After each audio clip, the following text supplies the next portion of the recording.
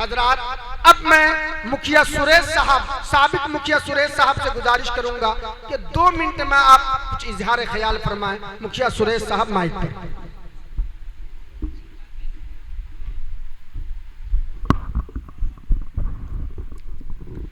मेरे प्रेमी भाइयों,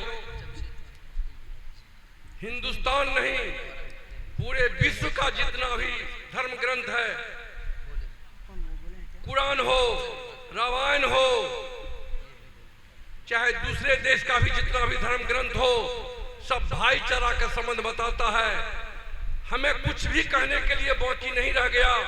हमारे अगले पीछे जो वक्ता अभी बोल रहे थे, इन्होंने इंसानियत का जो परिभाषा दिया, भाईचारा का जो परिभाषा दिया, धर्म का जो परिभाषा दिया, अब कुछ बचा नहीं मुझे कहने के लिए।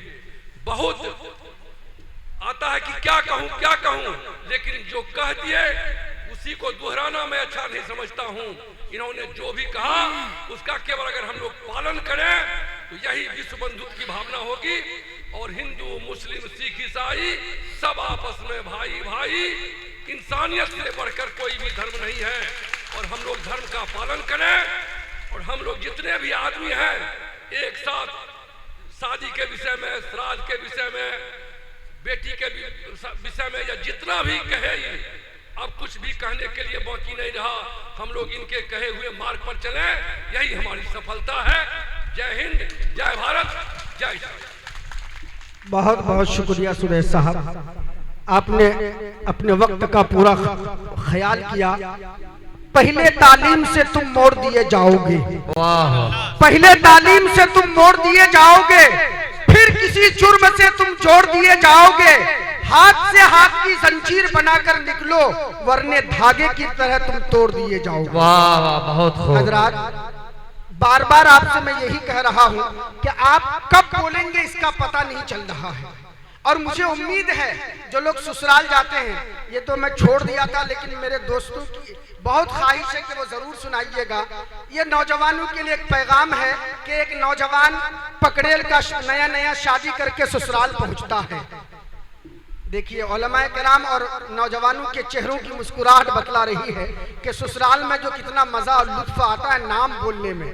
अगर क्या मजा, माशाअल्लाह वो बच्चा भी सर हिला रहा है। ससुराल का मजा बच्चे को पता चलता है पकड़ेल में। ये है पकड़ेल की सरजमीन।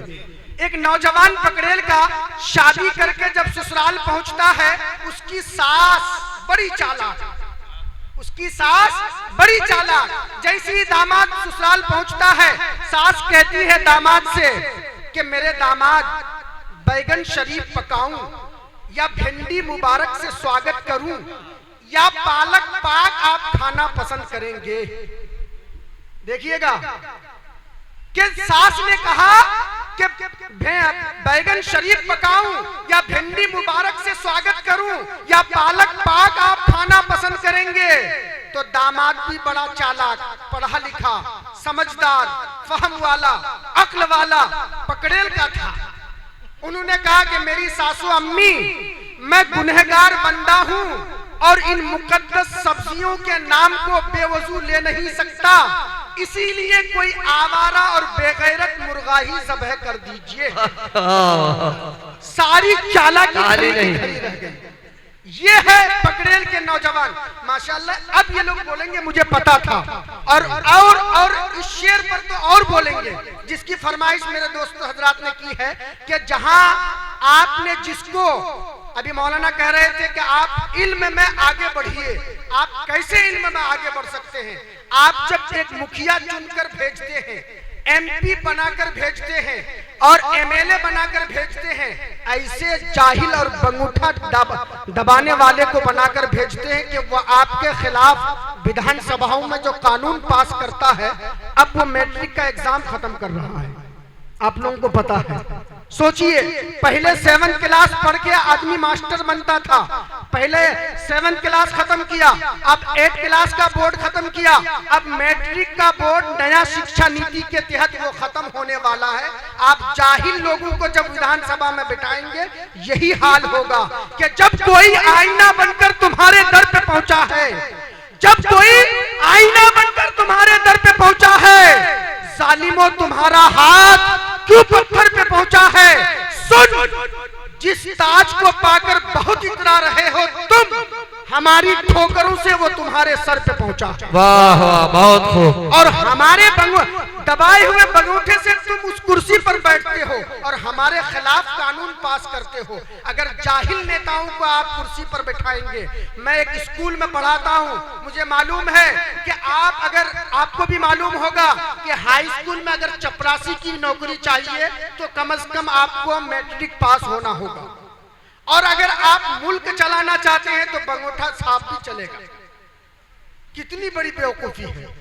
हाई स्कूल में चपरासी की नौकरी करना चाहते हैं, फिरोज बाबू और जावेद भाई देखिएगा, इसको ये पहुंचाइएगा वहां तक कि आप हाई स्कूल में चपरासी की नौकरी करना चाहते हैं तो मैट्रिक पास चाहिए, और देश का प्रधानमंत्री बनना चाहते हैं तो बंगूठा छाप भी चलेगा। कितनी बड़ी बेवकूफी है। फिर वो मुल्क नहीं बेचेगा तो क्या करेगा कि खजाने को वो एक रत्ती समझकर बेच डालेगा, खजाने को वो एक रत्ती समझकर बेच डालेगा, चंदन को वो अगरबत्ती समझकर बेच डालेगा। हुकूमत हमने दे दी है एक चाय वाले को, वो हमें चाय की पत्ती समझकर बेच डालेगा। वाह, इसलिए अब हजरात, अब बगैर किसी तमहीद के इंशाल्लाह मैं एक बाद अगर आपकी खैरियत लेता रहूंगा और वो इंजेक्शन डालता रहूंगा जिससे आप चुस्त, चालाक और चौबंद और कंशश होते रहे।